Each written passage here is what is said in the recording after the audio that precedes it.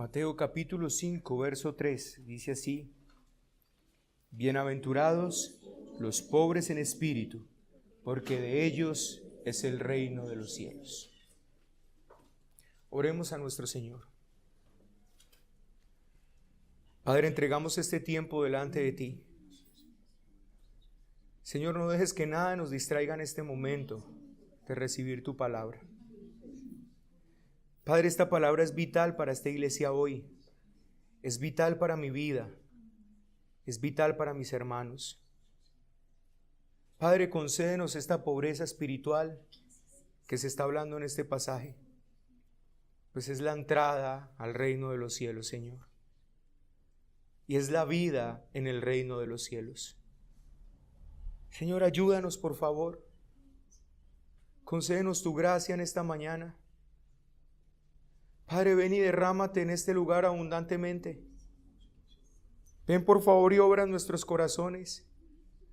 Padre, lidia con los corazones endurecidos de este lugar. Concédenos humildad en este lugar a todos los que estamos acá. Padre, rompe el orgullo y la obstinación que hay en nosotros. Oh Señor, qué pecado tan tremendo que es el orgullo. Ayúdanos, por favor. Destrózalo en nuestras vidas. Ayúdanos, Señor, a caminar en humildad este peregrinaje que tenemos por delante.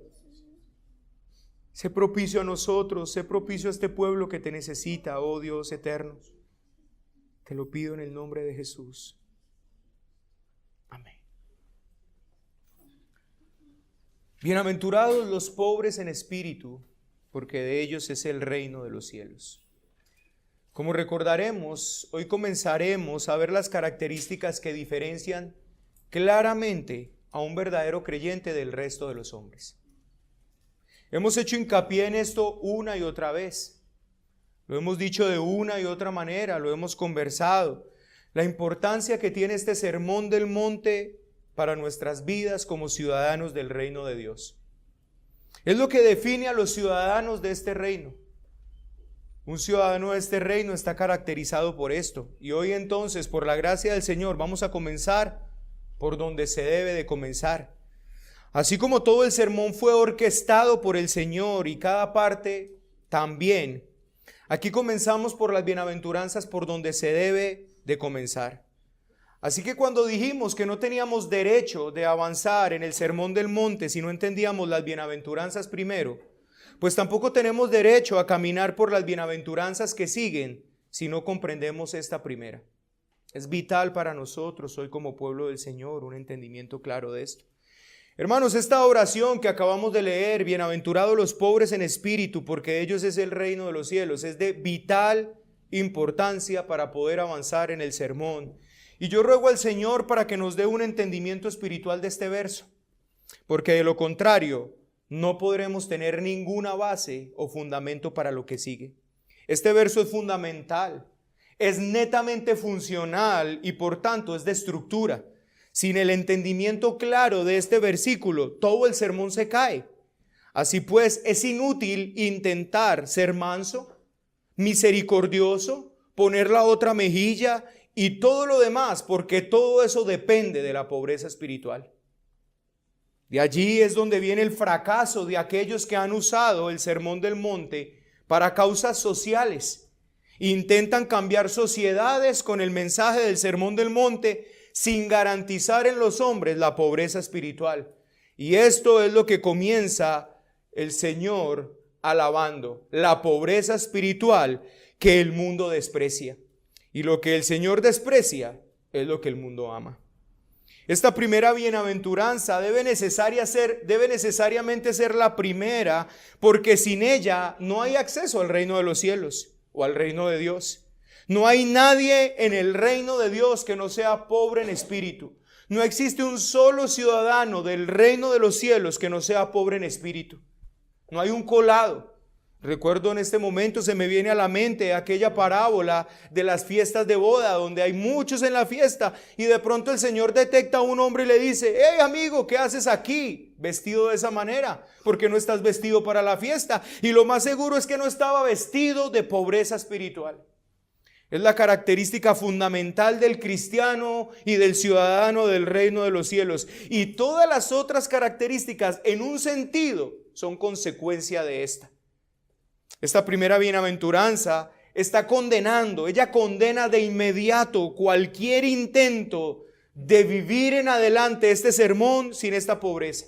Es la puerta de entrada. Está sentando las bases, está diciendo que se va a entrar a un mundo y que en ese mundo no es el mundo en el cual nosotros estamos, en el cual te puedes valer por ti mismo. Allí, mis queridos hermanos, en este mundo ustedes consideran que pueden, pero comienza por saber esto: no podrás caminar en el reino de los cielos conducido por tus propias fuerzas. En este mundo o en este nuevo mundo al cual el Señor te quiere introducir, fracasarás si no eres pobre en espíritu, si no reconoces que no podrás dar lo más mínimo, pero lo más mínimo sin ayuda. Es un mundo diferente a este. El mundo de los hombres, aquí todo lo pueden, de todo se valen, son autosuficientes, pero en ese mundo no. Ese mundo al que se nos llama a entrar es un mundo donde nada podemos hacer. El Sermón del Monte, en otras palabras, viene a decirnos lo siguiente: hay una montaña que tienes que escalar, cuya cima tienes que ascender, y lo primero que tienes que tener en cuenta al contemplar esta montaña que se les está diciendo que escalen, es que no puedes conseguirlo. Eso es lo que el Sermón del Monte. Contempla la montaña, mírala y date cuenta que no puedes subir cuesta arriba, que son completamente incapaces para ello por sí mismos, y que cualquier intento de conseguirlo en sus propias fuerzas está demostrando precisamente que no han entendido de qué significa lo que estamos hablando. Desde el primer momento el Señor empieza: y subiendo al monte vinieron a él sus discípulos, y abriendo su boca les enseñaba diciendo: bienaventurados los pobres en espíritu. Inmediatamente condena de entrada la autosuficiencia del hombre. Es una cumbre muy empinada. Es más alta que los 8.800 metros del Everest, que ha matado a muchos expertos. Aquí no se requiere tu pericia, tus estudios, tus logros. No, aquí se requiere lo que el mundo detesta: tu pobreza espiritual. En el mundo tus logros valen, tu nombre, tu apellido, tu dinero, pero acá no vale nada de eso. Aquí vale tu pobreza espiritual. Este sermón comienza con una marcada antítesis, una contraposición entre el mundo de Dios y el mundo del hombre. Se trata de algo que no solamente el mundo admira, que no solamente el mundo no admira, sino que lo desprecia. Cuando insiste el mundo en la creencia de la dependencia de uno mismo, ¿cuánto insiste el mundo en eso? Tienes que creer en ti mismo, en la confianza en ti mismo. Eso es lo que insiste este mundo. Tú no tienes límites. Los límites son los que tú te pongas. Sueña, piensa en grande. Esta idea domina por completo el mundo de los hombres en nuestro tiempo. En estos días salí a comer con mi esposa, y donde fuimos había un televisor encendido, y escuché el consejo que le dio una mujer a otra mujer. Le decía: tú no has podido ser más sensual porque no crees en ti misma. Tienes que creer en ti misma. Tu sensualidad está conectada con tu autoestima. Pensemos, por ejemplo, en las entrevistas de trabajo. Si se quiere tener éxito en una profesión, lo importante es dar la impresión de que eres la persona de éxito más grande del mundo. De modo que se dé a entender que tú eres una persona que tiene un éxito más de lo que se puede ver así por encima, y la gente entonces diga: esta es la persona que nosotros necesitamos. En otras palabras, cuando vayas a la entrevista, lo que tú tienes que hacer es descresta. Tienes que descrestar, tienes que convencer, tienes que poner todo, tienes que mostrar la persona de éxito, el valor que tú tienes. Pero para entrar a este mundo es diferente. Es diferente. Antes de entrar en el verso, para que podamos comprender lo que realmente es la pobreza espiritual, estoy intentando mostrarte que el espíritu de este mundo es completamente diferente, para que cuando entendamos bien lo que se enseña con esta pobreza espiritual, usted pueda mostrar y pueda entender con vehemencia la infinita diferencia que hay entonces entre un hombre y una mujer de Dios, y entre los hombres y mujeres de este mundo. Lastimosamente, este espíritu del mundo, que es contrario al espíritu del mundo de Dios que vemos aquí en este verso, se ha metido aún en la iglesia cristiana, o en lo que se conoce como iglesia cristiana. El hermano Lloyd Jones dice lo siguiente: la propaganda que se emplea cada vez más en la obra cristiana pone bien claramente de manifiesto esta tendencia. ¿Cuál tendencia? La tendencia del éxito del hombre. Cuando uno lee los relatos de las actividades de los mayores obreros cristianos de otros tiempos, evangelistas u otros, uno se da cuenta de lo discretos que eran. No es sino leer la historia de John Bunyan, conocer su historia para ver que este hombre tan usado por Dios, el hombre que escribió el libro del Peregrino, que Spurgeon se lo leyó más de 100 veces, que ha traído a la salvación a tantas personas, era un hombre que se consideraba un miserable, discreto. Pero hoy día estamos viendo algo de esta completa antítesis dentro de la iglesia. Se emplean con profusión anuncios y fotografías, ¿cierto? Hoy lo que vale es eso. La reunión tal con la figura tal. ¿Qué quiere decir eso? Hermanos, el apóstol Pablo había dicho: no nos predicamos a nosotros mismos, dice Pablo, sino a Jesucristo como Señor. Cuando fue a Corinto, nos dice la Escritura que fue con tanta debilidad y mucho temor y temblor. No, ya los hombres no. Ya los hombres no se paran en los púlpitos con debilidad, con temor y temblor, sino con mucha personalidad. Tenemos que impresionar. El apóstol Pablo no subió al púlpito con confianza y seguridad en sí mismo para dar la impresión de una personalidad. Antes bien, ¿sabe qué decía la gente del apóstol Pablo? Su presencia corporal es débil y su palabra menospreciable. Eso era lo que decían del apóstol Pablo. Dice: por carta es tan duro, pero cuando uno lo ve es un don nadie. Cuando nos apartamos de la verdad y de las pautas de la Escritura, qué pena, hermanos. ¿Cómo permite la iglesia que el mundo y sus métodos influyan y rijan las ideas y su vida? Ser pobres en espíritu ya no es bien visto, ni siquiera en la iglesia, como lo fue en otro tiempo y como siempre debería de serlo.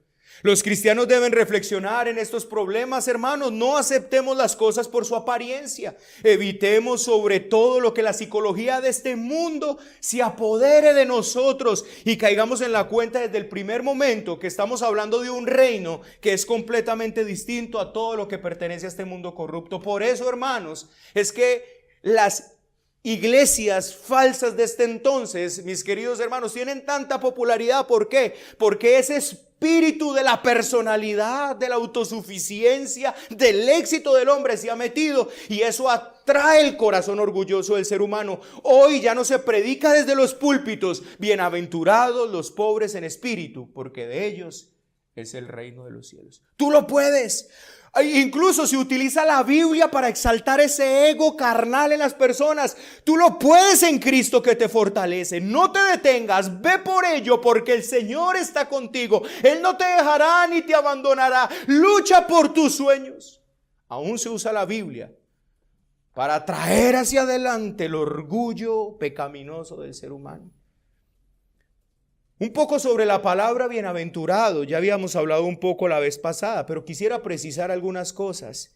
Esta palabra, recuerde que puede traducirse como bendito, dichoso, afortunado o feliz. Y Dios es bendito en su carácter intrínseco, pero cuando Dios derrama sus bendiciones sobre una persona, hace de esa persona bendita, una persona feliz. Mateo 25:34 dice lo siguiente: entonces el rey le dirá a los de su derecha: venid benditos de mi Padre.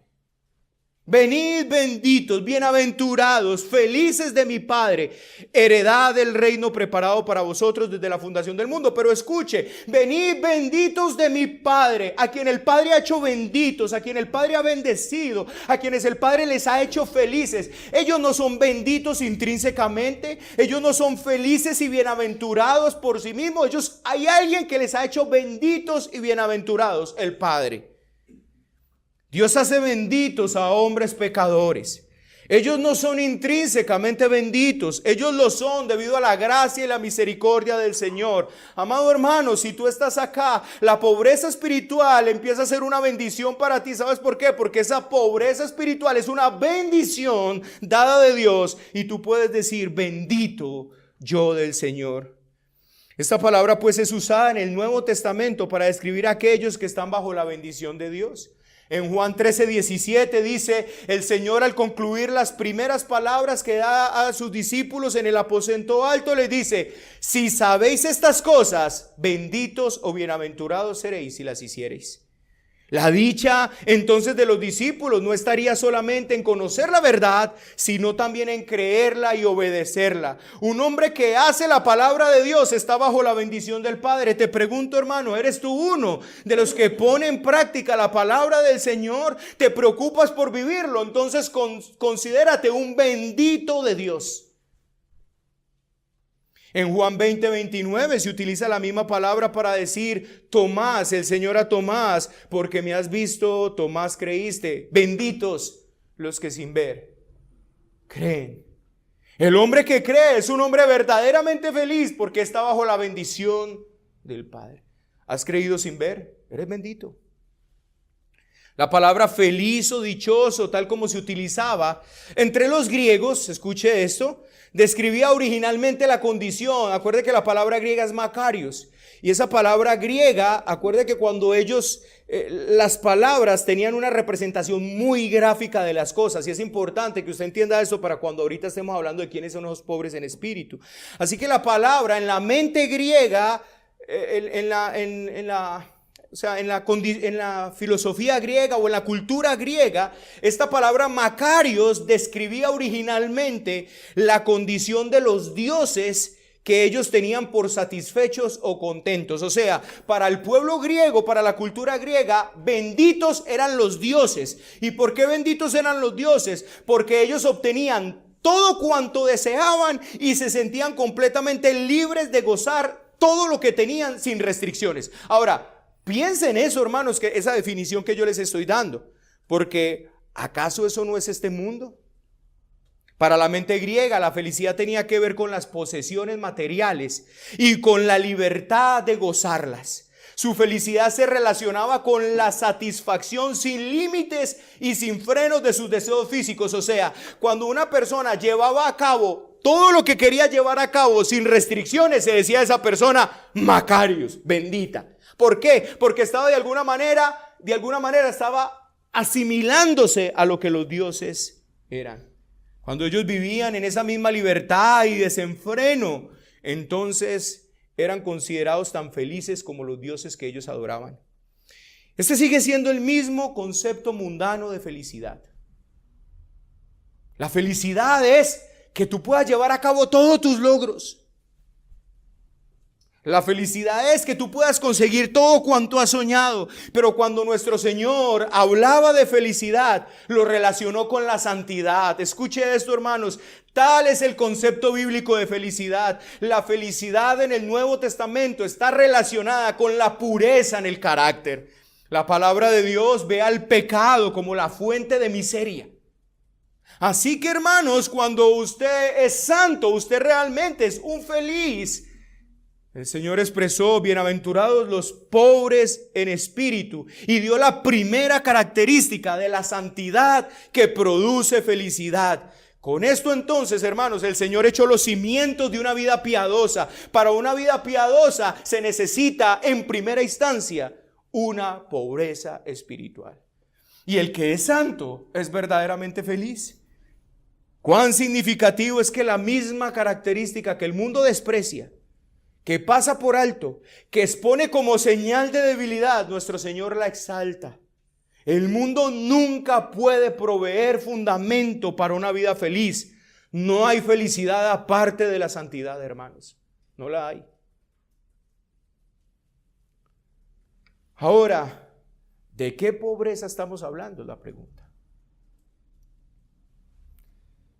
La palabra que el Señor usó para pobres realmente es una palabra gráfica interesante. Cuando aquellos que estaban oyendo el sermón del monte escucharon esta palabra del Señor, solo había algo que se cruzara por las mentes de ellos.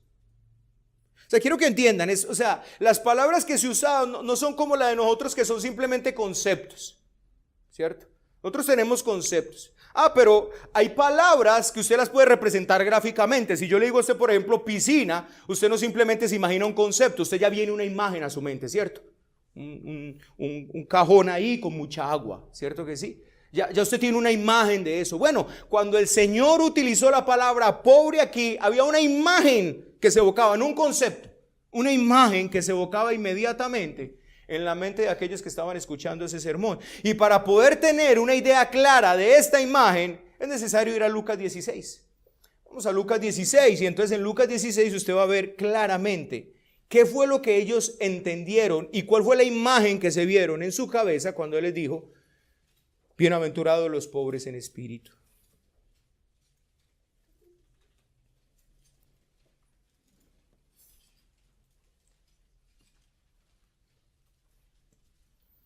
Versos 19 al 22.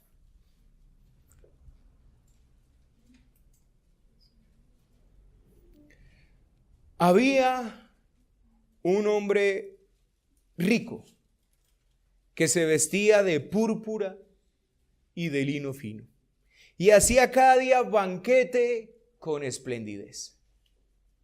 Había también un mendigo llamado Lázaro, que estaba echado a la puerta de aquel lleno de llagas, y ansiaba saciarse de las migajas que caían de la mesa del rico, y aún los perros venían y lamían las llagas. Aconteció que murió el mendigo y fue llevado por los ángeles al seno de Abraham, y murió también el rico y fue sepultado. La palabra usada aquí como mendigo es la misma palabra que es traducida como pobre en Mateo 5:3, toshos, es esa palabra griega. El mendigo era una persona que carecía de todo. Era una persona arrojado a la miseria, sin ningún tipo de recursos. Esta palabra, hermanos, viene de una raíz, tiene una raíz. Acuérdense que en los idiomas, específicamente el griego y el hebreo, tienen raíces de donde se forman las palabras. Y esta palabra viene de la raíz de cubrir o rebajarse. O sea, esta pobreza y esta mendicidad humillaba tanto a la persona el confesar que no tenía nada y que dependía totalmente de lo que otros pudieran hacer por él, que el mismo acto de pedir o de mendigar le rebajaba, y por eso vivía con su cara cubierta. Entonces el mendigo se cubría la cara, se inclinaba o se agachaba mientras extendía su mano pidiendo una limosna. Esta palabra no fue usada a la ligera por nuestro Señor Jesucristo. Así pues, nuestro Señor expresó: benditos los mendigos en espíritu, benditos son los pobres espirituales, benditos los que carecen espiritualmente de todo, benditos los que están en bancarrota espiritual, que se inclinan y se agachan a causa de su impotencia, porque de ellos es el reino de los cielos. Hermanos, qué espíritu tan diferente al espíritu de este mundo. Entonces, en las cosas espirituales, la pobreza de espíritu es lo opuesto al orgullo espiritual. Lo que Cristo aquí está condenando inmediatamente es la autosuficiencia del hombre, producto del orgullo espiritual. En el Nuevo Testamento vemos los relatos una y otra vez de cómo los fariseos eran intensamente orgullosos, hermanos. Ellos se juzgaban a sí mismos como justos. Para ellos no había ninguna carencia de ningún bien espiritual. Y cuando Cristo ofreció la verdadera justicia de parte de Dios, ellos simplemente quisieron, desdeñaron de ella y la rechazaron. Y es lógico, claro, ¿por qué? Porque ellos eran tan extremadamente justos que no les servía lo que Cristo venía a traerles. El hombre que esté caracterizado por la soberbia espiritual no recibirá nada de Dios. No puede haber ninguna bendición de parte de Dios sobre él, porque el orgullo no es la base de la justicia, hermanos. Es por esta razón que antes de que Cristo llene a una persona de mansedumbre, de misericordia, de pureza, de limpieza, tiene que desbaratarlo, tiene que humillarlo, tiene que vaciarlo de todo lo que él cree tener, porque no se echa el vino nuevo en odre viejo. ¿Entienden qué es lo que está pasando aquí? Antes de poderles dar toda la vida del reino que tengo para darles, he de desbaratarles, he de humillarles, he de vaciarles por completo, porque no puedo echar todo lo nuevo de este reino en toda su vida vieja. No puedo. Porque el vino nuevo en odres nuevos se ha de echar. Porque no se pone paño nuevo en vestido viejo, porque se hace peor la rotura. ¿Ha desbaratado el Señor tu vida? ¿O sigue siendo por el contrario el mismo presumido, orgulloso, presuntuoso?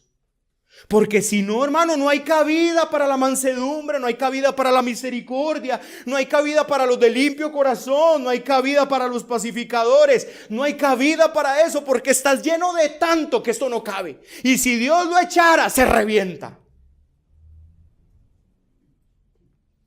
Antes de que el pecador venga a Cristo en arrepentimiento, ha de estar parado ante la majestuosa ley de Dios.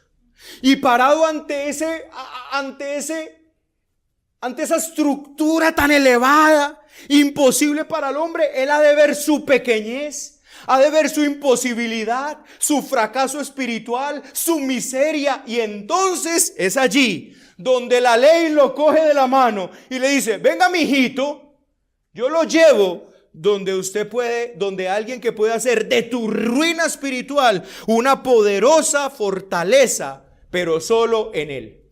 Hermanos, ¿sabes cuál es uno de los problemas del evangelicalismo del día de hoy? ¿Sabes por qué posiblemente muchos no entiendan esta palabra? Porque a nosotros se nos entregó el evangelio de una manera muy barata. ¿Sabe cómo se nos entregó el evangelio de una manera muy barata? Después de habernos predicado el éxito. Ven, si tú quieres ser famoso, si tú quieres que tu vida mejore, si tú quieres ser exitoso en esta vida, yo te tengo la propuesta, te tengo a Cristo, que Cristo te va a llevar a ser una persona muy exitosa, muy bendecida. Levanten las manos los que quieren a Cristo como Señor. Y levantaba la mano una cantidad de gente y venía y se paraba ahí al frente, hacían una oración de fe y ya todo eso los declarábamos inmediatamente, como el sacerdote por la extrema unción declara al enfermo que va para el cielo, y le aplicamos, ya se fueron para la presencia del Señor. Eso es lo que está pasando en el día de hoy. Por eso hay tanto inconverso. Pero ¿sabe cómo empieza la salvación, hermanos? La salvación es cuando una persona se para ante la majestuosidad del sermón del monte, ante la majestuosidad de la ley, ante la majestuosidad del reino de Dios, y se da cuenta y dice: estoy imposibilitado. Yo eso no lo puedo vivir. Por más que me esfuerce, por más que yo quiera, por más que tenga un nombre, por más que tenga un apellido, por más que tenga una historia crediticia, por más que todos los días me llamen los bancos a decirme: tienes un crédito aprobado de 30 millones de pesos, nada de eso me sirve para escalar ese monte. Y se ve entonces en una bancarrota espiritual, en una imposibilidad, en un fracaso espiritual, en una miseria. Y entonces allí donde clama y le dice: Señor, yo no puedo hacer esto. A pocos hombres que reconocen eso, hermanos. A pocas mujeres que reconocen eso. Yo espero que usted esté entendiendo esto. Porque no puede haber mansedumbre donde no hay pobreza espiritual. No puede haber misericordia donde no hay pobreza espiritual. El orgullo espiritual nunca producirá dicha, porque el orgullo espiritual es pecado. Y como lo expresamos anteriormente, el pecado es la clave de la miseria y el orgullo espiritual es lo opuesto a la santidad. Por eso es que el orgullo abate tanto el alma. Por eso cuando un cristiano, cuando una persona verdadera que es creyente llega a los pies del Señor, lo primero que va a hacer el Señor es desbaratarlo. Es humillarlo. Y lastimosamente, hermano, que hiera nuestro orgullo es tan doloroso, que la mayoría terminan huyendo. Lo primero que va a hacer el Señor, si tú quieres ser bendecido por el Señor, si tú quieres ser un bendito de Dios, lo primero que va a hacer Dios en ti es desbaratar tu orgullo, humillarte. No sabes nada, no tienes nada, no vales nada. Es lo primero que va a hacer el Señor en ti. Y claro, hermano, cuando eso empieza a aliviarse en nuestra... Ay, hermano, si duele. Si hay algo que duele, que nos quiten de nuestras vidas, es el orgullo. Porque nos humilla. Porque siente uno que todo el mundo se está parando sobre uno, que lo están pisoteando a uno. ¿Siente uno eso? No. Yo quiero un lugar donde me den mi lugar. Quiero mi lugar. Quiero mi lugar. Y el Señor te dice, no. El pobre en espíritu es aquel que le ha sido arrebatada la base de la autosuficiencia. El Señor se la arrebata de tal manera que cuando mira dice, ¡ay! Puede decir como Job, desnudo salí del vientre de mi madre y desnudo volveré a él. El Señor dio, el Señor quitó. No ve nada. El pobre en espíritu es un corazón arrodillado. Este pobre es uno que está caracterizado por una actitud de total dependencia. Esto claramente, hermanos, no era absolutamente nuevo para ellos. El Señor no les estaba trayendo una nueva doctrina. Ellos lo conocían, ellos lo sabían muy bien. El problema es que conociéndolo lo habían pasado por alto. Escucha el Salmo 57:17. Salmo 57:17. Los sacrificios de Dios son el espíritu quebrantado. Al corazón contrito y humillado no despreciarás tú, oh Dios. Entonces, hermanos, aplíquele a esto la lógica inversa. Los sacrificios de Dios son el espíritu quebrantado. Al corazón soberbio y altivo el Señor despreciará. En unas palabras parecidas, el Salmo 34:18 lo expresa. Cercano está Jehová. Salmo 34:18. Cercano está Jehová a los quebrantados de corazón y salva a los contritos de espíritu. Nota, hermano, que no era un idioma nuevo para ellos. Ellos lo sabían. Ellos sabían cuál era la manera de acercarse al Señor. Mire lo que dice Isaías 57:15. Le estoy leyendo textos veterotestamentarios para que usted mire que esto no fue una nueva teología que el Señor vino a traerles. Ellos lo sabían. Porque así dijo Isaías 57:17. Porque así dijo el alto y sublime, el que habita la eternidad y cuyo nombre es el Santo. Yo habito en la altura y la santidad, y con el quebrantado y humilde de espíritu, para hacer vivir el espíritu de los humildes, para vivificar el corazón de los quebrantados. Los fariseos, hermanos, con toda su pompa de justicia, habían desviado al pueblo de lo que realmente acercaba al hombre al Señor: un espíritu humillado, un corazón quebrantado, uno que venía delante del Señor y le decía: Señor, no tengo nada. Señor, miro tu ley y no puedo. Señor, te miro a ti y no tengo posibilidad alguna.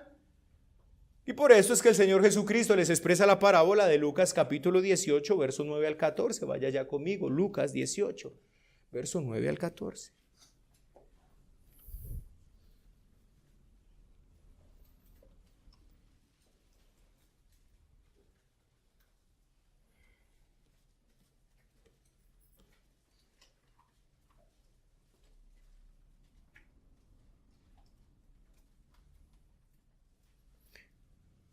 Dice el texto: a unos que confiaban en sí mismos como justos. Mire lo que dice el texto, hermanos. A unos que confiaban en sí mismos como justos y menospreciaban a otros, dijo también esta parábola. 2 hombres subieron al templo a orar. Uno era fariseo y el otro publicano. El fariseo, puesto en pie, oraba consigo mismo de esta manera: Dios, te doy gracias porque no soy como los otros hombres, ladrones, injustos, adúlteros. No soy como este publicano. Mire yo lo que hago: ayuno 2 veces a la semana. Yo doy el diezmo de todo lo que gano. Mire lo que dice el 13: mas el publicano, estando lejos, no quería ni aún alzar los ojos al cielo, sino que se golpeaba el pecho diciendo: Dios, sé propicio a mi pecador. Os digo que éste descendió a su casa justificado antes que el otro. Porque cualquiera que se enaltece será humillado, y el que se humilla será enaltecido. Aquí podemos ver claramente la enseñanza de la pobreza espiritual. Este texto, hermanos, nos enseña la pobreza espiritual versus el orgullo de una manera impresionante. El fariseo, ¿en quién confiaba? En sí mismo. A esta escalerita, yo puedo pasarla. A este hombre lo guiaba la soberbia y se alabó a sí mismo debido a todo lo que había hecho o todo lo que hacía. En otras palabras, Dios, tú me debes. Mira todo lo que hago por ti. Yo diezmo, yo ofrendo, yo oro, yo ayuno. Dios, ¿cuándo me pagas los intereses? ¿Cuándo me das? Pero por contraste tenemos al publicano. Usted puede ver la imagen gráfica de un mendigo acá. Puede ver la imagen gráfica de un mendigo, y creo que el Señor no utilizó esas palabras porque sí. ¿Sabe qué dice este publicano? Ni siquiera se atrevía a levantar la cara. Ni siquiera se atrevía a levantar los ojos al cielo, hermanos.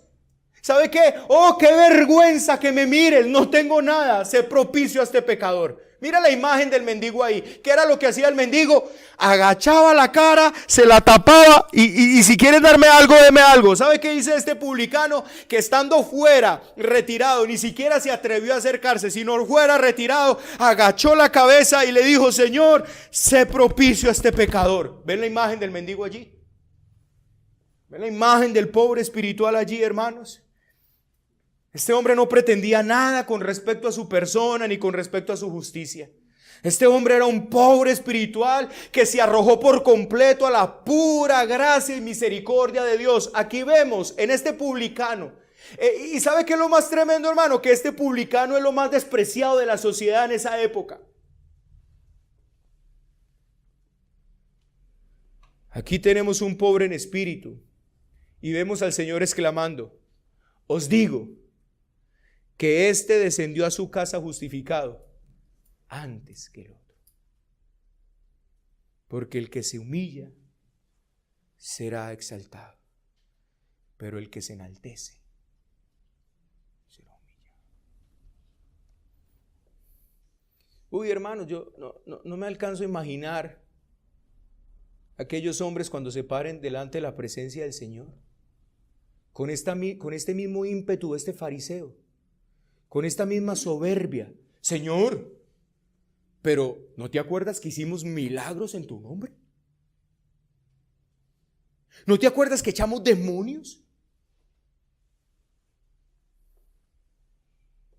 Querido amigo, el único camino por el que el hombre puede llegar a Dios, escuche el énfasis, el único camino es ir a Dios confesando su injusticia, su propia incapacidad para llegar a las normas y demandas de Dios, y por la fe apelar a la sangre de Cristo que cubre todo pecado.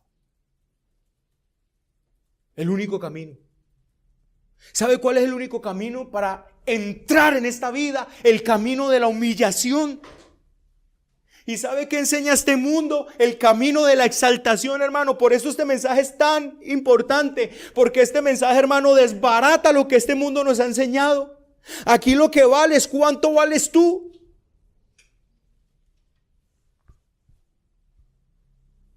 ¿En dónde estudiaste? ¿Cuál es tu apellido? ¿Cuánto dinero tienes?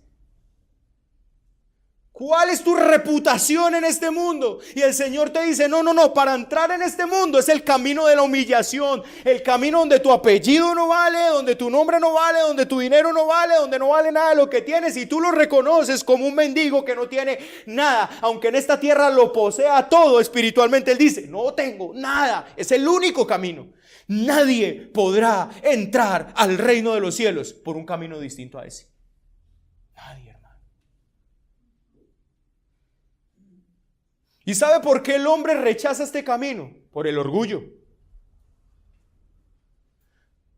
El camino de la salvación, hermano, piensen en un camino más glorioso que este, el camino de la humillación. Pero ¿por qué es tan difícil para el hombre entrar por ese camino?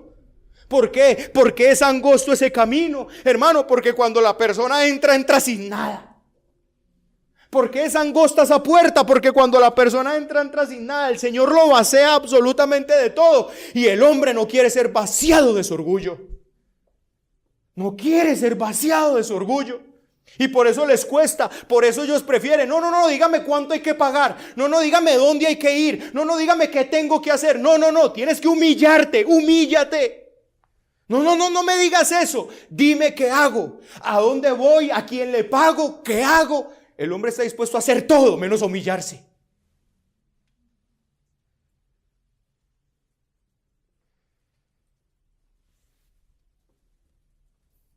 Este pobre en espíritu es dichoso porque recibe la bendición de Dios, hermano.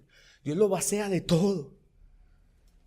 Esta es la cualidad espiritual y de ella encontramos innumerables ilustraciones en el Antiguo Testamento, hermanos. Este fue el espíritu de un hombre como Gedeón.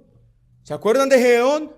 Cuando el Señor se le apareció y le dice que vaya contra los madianitas en Jueces 6:15, él le dice: ay, Señor mío, pero por favor, ¿con qué voy yo a salvar a Israel? He aquí mi familia es la más pobre de Manasés y yo el menor de mi casa. ¿Quién soy yo, Señor?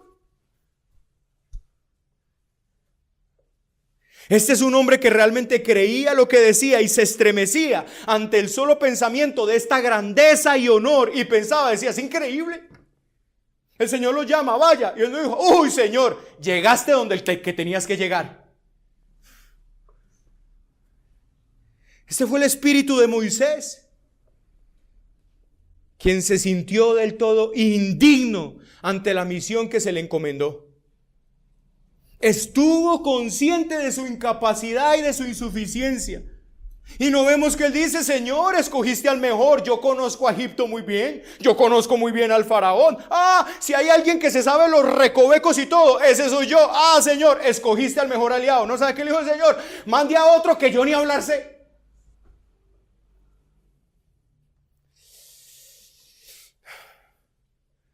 Lo vemos en David. Entró David en 2 de Samuel, verso 7-18, entró a la presencia del Señor, se puso delante de Jehová y le dijo: Señor Jehová, ¿quién soy yo? ¿Y qué es mi casa para que me hayas traído hasta acá?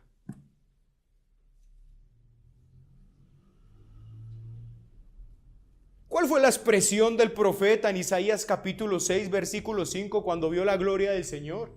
No dijo: mi recompensa, toda mi santidad y justicia. Y eso por no decirles, hermano, que para ese entonces Isaías era el hombre más justo sobre la tierra. Historiadores, teólogos y conocedores evalúan el periodo de descomposición moral para este entonces. ¿Y sabe qué dice? Porque es el tiempo en que el rey Usías muere. Y entra una descomposición, y Isaías posiblemente era el hombre más justo sobre la tierra. Y cuando él vio la gloria del Señor, él no dice: es mi recompensa, toda mi justicia. ¿Sabe qué dijo? ¡Ay de mí! Que soy hombre muerto, porque soy un hombre de labios inmundos.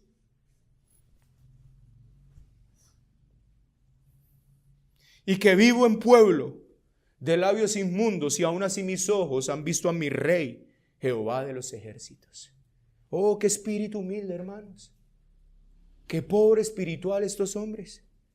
No vemos a un hombre diciendo aquí: yo merecía toda esta gloria. Y en el Nuevo Testamento vemos a hombres como Pedro, que cuando se le apareció el Señor, o cuando más bien vio la gloria del Señor: apártate de mí, Señor, que soy un hombre pecador.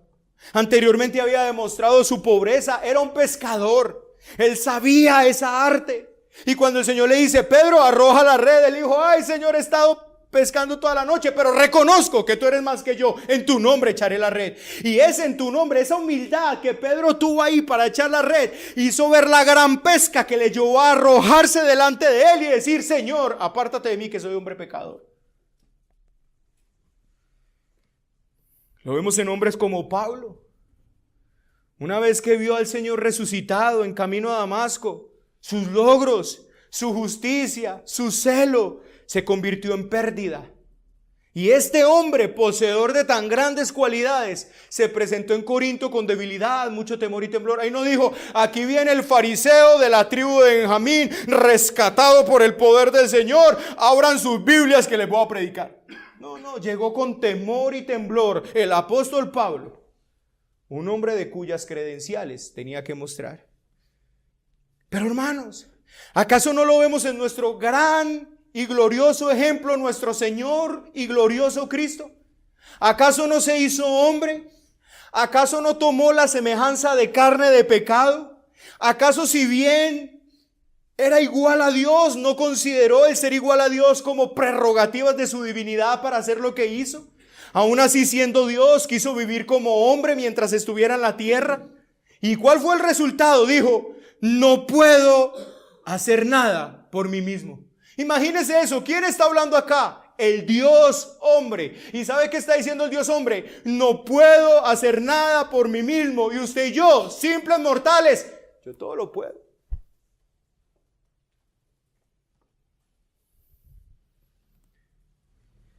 No puedo hacer nada por mí mismo, dijo Cristo. Las palabras que yo os hablo, no las hablo por mi propia cuenta, dice el Señor, sino que el Padre que mora en mí, Él hace todas las obras. Juan 14:10. No puedo hacer nada, dependo completamente de Él, eso es todo. Contemple a Cristo en la oración y vea las horas que pasó orando y mire su pobreza en espíritu y dependencia de Dios. Ay, Señor, no soy nada, no soy nada. ¿Cuánto oras? No, yo no oro, pero no soy nada.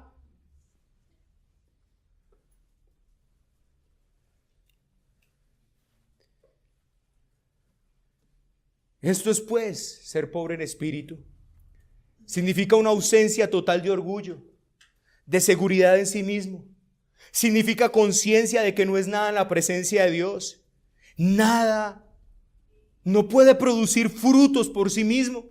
Significa que si somos verdaderos cristianos, no debemos basarnos en nuestro nacimiento natural. No debemos confiar en que pertenecemos a ciertas familias. No nos gloriamos de que tenemos o somos de tal o cual nación. No edificamos sobre nuestro temperamento natural. No dependemos de la posición natural que alcanzamos en la vida, ni en poderes que nos hayan sido otorgados. No confiaremos en el dinero ni en la riqueza que podamos tener. No nos gloriaremos en la instrucción recibida ni en la universidad a la que hayamos asistido. No confiaremos en ningún don de la personalidad que nos fue dada, ni en la inteligencia, la habilidad general o especial. No confiaremos en nuestra propia conducta o nuestra buena moralidad. No confiaremos en lo más mínimo en la vida que hemos llevado o que estamos llevando hasta este momento. No, hermanos, consideraremos todo eso, como Pablo lo consideró, basura.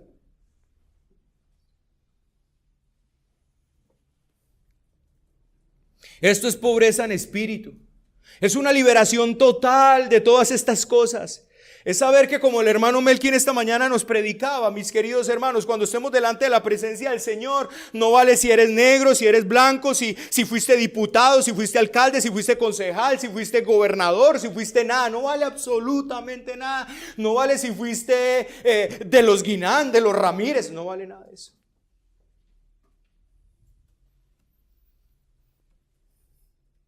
Es sentir. No decir que no somos nada, que no tenemos nada.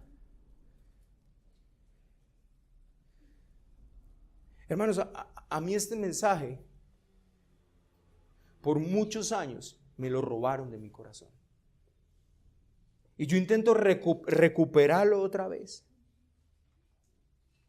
porque fue arrebatado a mi corazón. Porque yo lo único que escuché durante 17 años fue: tú lo puedes, tú no eres un gusano, tú eres lo más valioso.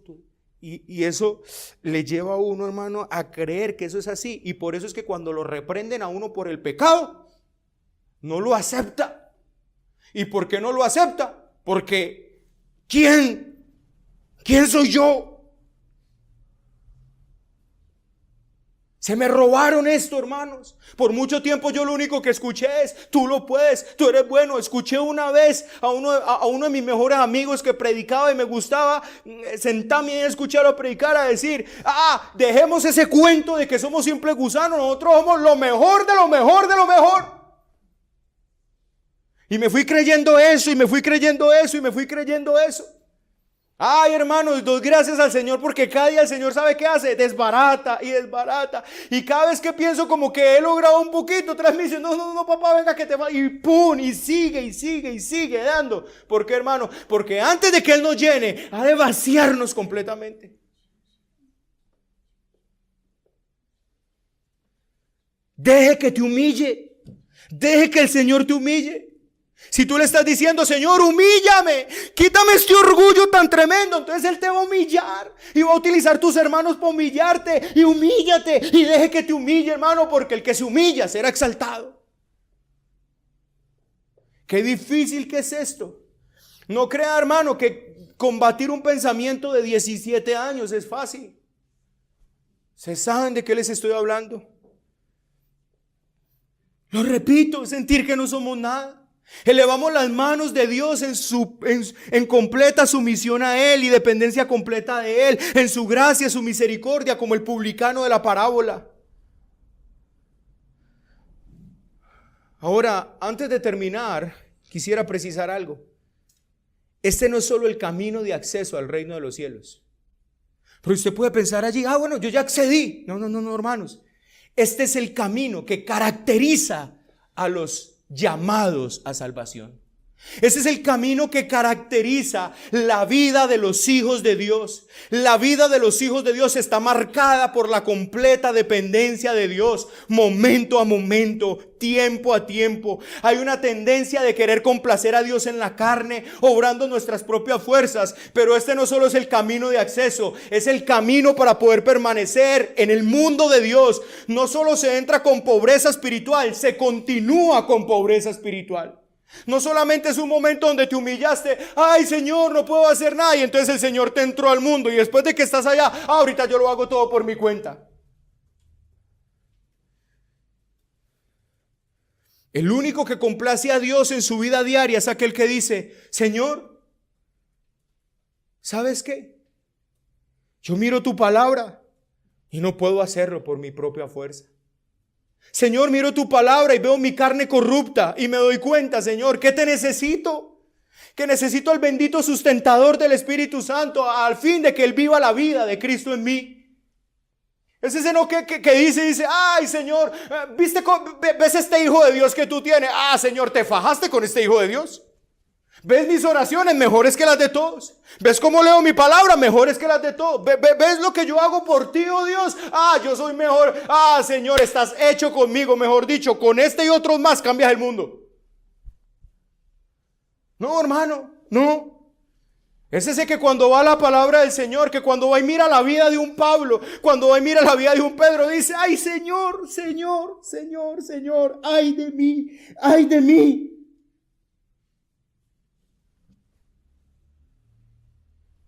Y se humilla ante el Señor y le dice: Señor, ¿quién puede hacer esto?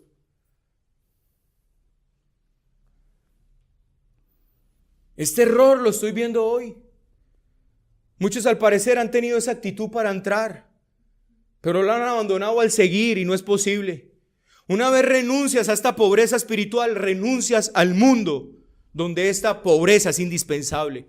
No se puede vivir allí sin ella. Y está claro, hermanos, que no tendría que decirlo, pero que esto no es un asunto solo de palabra. ¿Cuántos en palabras son tan humildes espiritualmente? Oh, Señor, yo no soy nada. Oh, Señor, yo no valgo nada. Ay, Señor, yo soy la escoria. Pero a la hora de un compromiso con los medios de gracia, nada. Un compromiso con la iglesia de Cristo, nada. A la hora de recibir exhortación por sus pecados, ¿quién es usted para venir a reprenderme a mí? ¿Usted no sabe quién soy yo? Ay, Señor, no valgo nada. Pero a la hora de orar, nada. Oh Señor, sin ti no puedo vivir. Juan capítulo 5, sin ti, Juan capítulo 15, separado de ti nada puedo hacer. Pero vive en arrogancia y en incongruencia todo el tiempo, pero diciéndole, Señor, yo no soy nada. No, hermano, esto no es un asunto de palabras. Como el hermano Melkin, eso fue una reflexión que sacamos hace 8 días, enseñándole al hermano allá en la casa. Y él lo trae hoy a colación aquí, en el mensaje que predica. Hermano, el Señor le dice, el que cree en mí, aunque esté muerto, vivirá.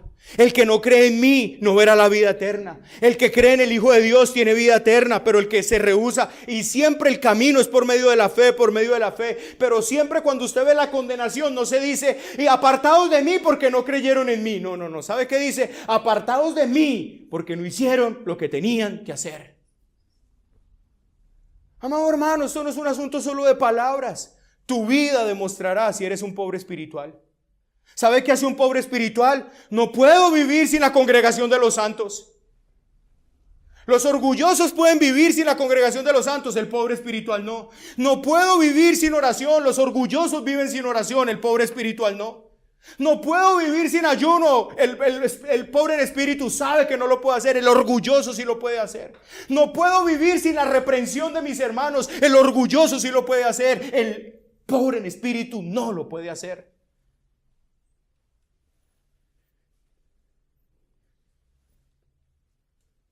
Un pobre en espíritu no es el que habla pasito o baja su cabeza como un junco. Ay, yo soy tan pobre espiritual. No, hermanos, el pobre espiritual es aquel que reconoce su incapacidad y por eso usa todo lo que la Biblia le dice que use para vivir en este mundo sobria, justa y piadosamente. ¿Sabe que no puede? Señor, no puedo vivir sin oración. Soy un pobre en espíritu. No puedo vivir sin tu gracia. No puedo vivir sin sabiduría. Señor, me doy cuenta una y otra vez que no puedo y fracaso una y otra vez. Pero digo, ay, no soy nada, no valgo nada. No, hermano, esto no es un asunto de palabras, esto es un asunto de hecho.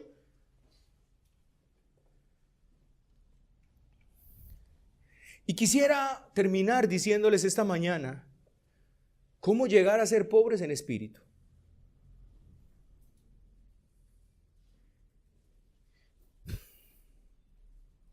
¿Cómo alcanzar esta pobreza espiritual? Yo sé que este método les va a resultar familiar. Lo han escuchado en esta iglesia una y otra vez, pero es el único. No hay más. No hay más, hermanos.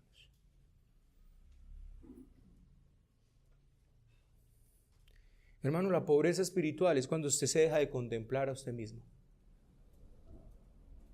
Por ahí empieza. Cuando usted deja de mirarse a sí mismo. Aún los que han alcanzado aquí un grado de santidad. Hay hermanos aquí que han alcanzado un grado de santidad.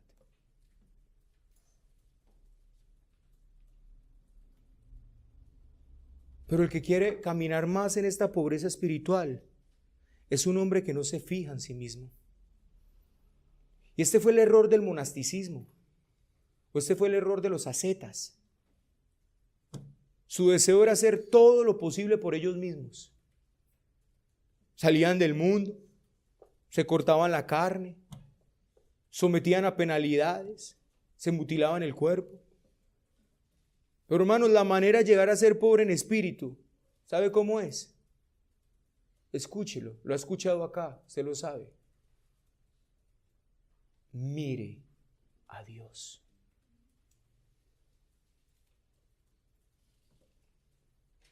Lea la Escritura. Mire la ley de Dios. Mire lo que la Biblia espera de ti y espera de mí. Veámonos frente a esto. ¿Y sabe usted qué va a tener que decir? Señor, como decía, yo no me acuerdo cuál era un profeta, creo que era el que decía, no recuerdo quién es, dice, pensamiento, es demasiado para mí. Creo que fue David, ¿cierto? O tal conocimiento es demasiado para mí.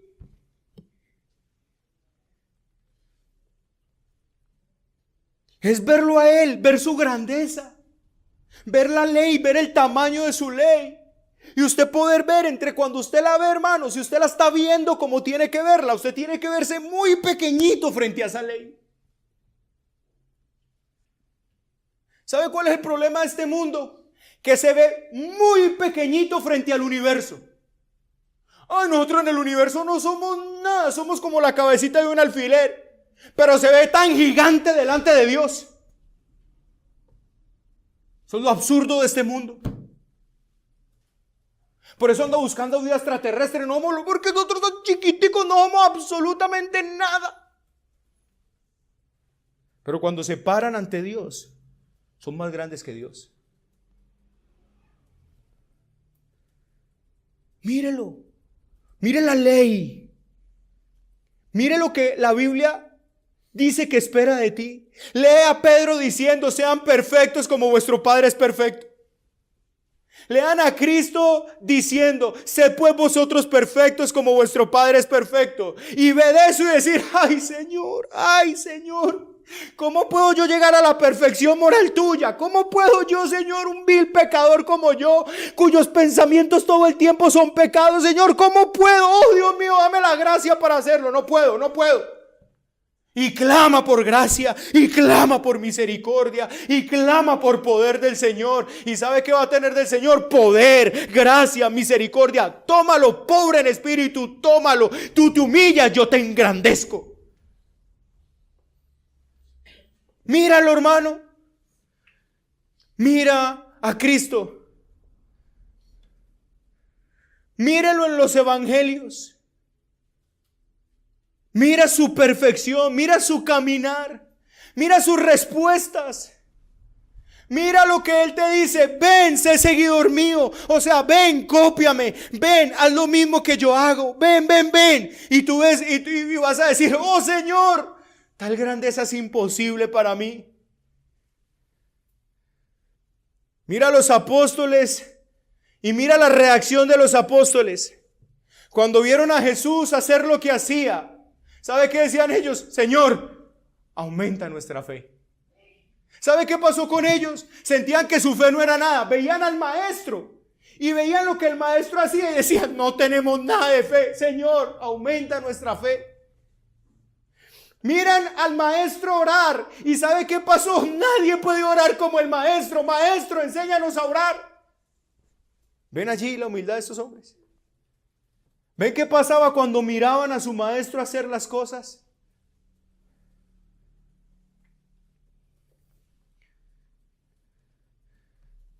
Creíamos que teníamos un poco de fe, arrojamos demonios y predicamos tu palabra, pero cuando te vemos a ti, vemos lo pobres que somos. Miremoslo sin cesar, hermanos. Miremoslo. Mira a los santos. Mira a los puritanos. Más cerquita a nosotros. Mire su vida entregada. Mire su piedad y diga: ay Señor. Bueno Señor, por lo menos pues como Bunyan. Bueno Señor, por lo menos como Jonathan Edwards. Ay Señor. Ay Señor, ¿cómo hago para hacer las 70 resoluciones que hizo Jonathan Edwards? Ay Señor, ayúdame. Ayúdame Señor, por favor. Señor, ¿cómo hago para entregar mi vida como David Brainerd la entregó? Que 4 años entregado al ministerio lo mató. Ay, Señor, ¿cómo hago? Ayúdame, no puedo hacerlo, Señor. Estoy incapacitado para eso. Señor, lo necesito, capacítame, dame la fuerza. No puedo, Señor, no puedo. Señor, a veces ni predicarle al vecino de enseguida puedo. A veces el temor me paraliza. Señor, qué pobreza hay en mi vida. Dame de tu poder, Señor. Dame de tu gracia. Pero ¿sabe qué es lo peor, hermano? Que no hacemos absolutamente nada y estamos cargados de orgullo, llenos de soberbia. No le llegamos ni a los talones ni a hombres de 300 años atrás. Estamos cargados de orgullo. Nadie ora como yo, nadie lee la Biblia como yo, nadie hace lo que yo hago,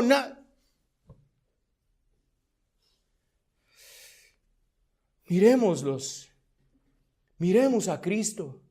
Miremos los apóstoles, veámoslo y veamos nuestra incapacidad y roguemos al Señor. Clamemos en su misericordia. Señor, ayúdanos. Mujeres, miren a Émica y Marco.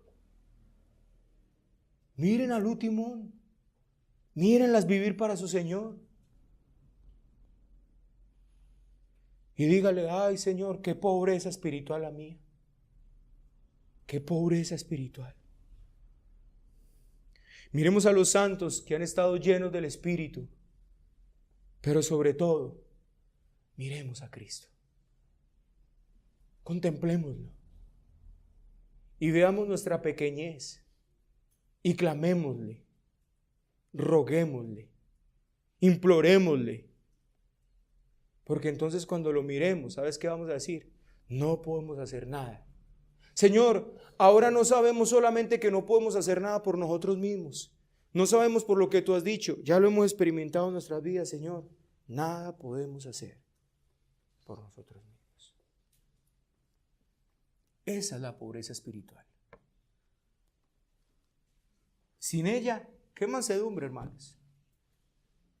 Sin ella, qué misericordia.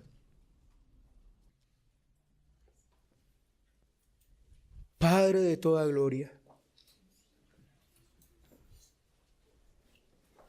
haznos benditos con esta pobreza espiritual.